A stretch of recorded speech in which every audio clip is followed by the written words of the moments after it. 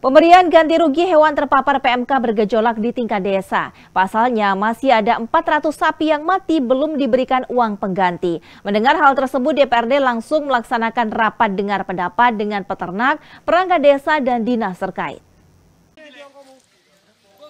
Sedikitnya 400 sapi mati karena penyakit mulut dan kuku atau PMK di Ponorogo terancam tak dapat ganti rugi dari pemerintah pusat. Pasalnya 400 sapi itu tidak masuk dalam data Sistem Informasi Kesehatan Hewan Indonesia atau ISIKNAS. Yang masuk hanya 1080 sapi atau hewan saja. Wakil Ketua DPRD Ponorogo, Misteri Effendi menjelaskan, hal itu terungkap ketika rapat dengar pendapat atau RDP dengan peternak dan Dinas Pertanian, Ketahanan Pangan, Perikanan atau Dispertahankan. Dalam hearing itu membahas perihal banyaknya sapi yang mati karena PMK.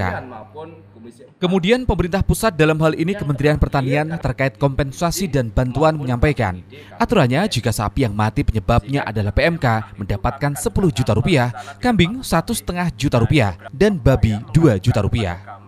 Ada dua ya mengadukan kepada kami, ada 2 kecamatan, ya, yaitu Kecamatan Pulung dan berikutnya dari dinas dengan terbitnya regulasi ini telah melakukan pendataan kepada para petani ternak yang sapinya mati karena PMK. Tetapi data yang masuk itu belum semuanya. Dengan adanya data yang tidak semuanya masuk ini, di bawah ya Pak Kepala Desa sampaikan terjadi gejolak. Terjadi ketidakkondusif antara petani satu dengan petani lain. Mengapa ini dapat, mengapa ini tidak? Sehingga tadi dari Dinas Pertanian, rata-rata yang tidak ini, rata-rata ditangani oleh dokter swasta.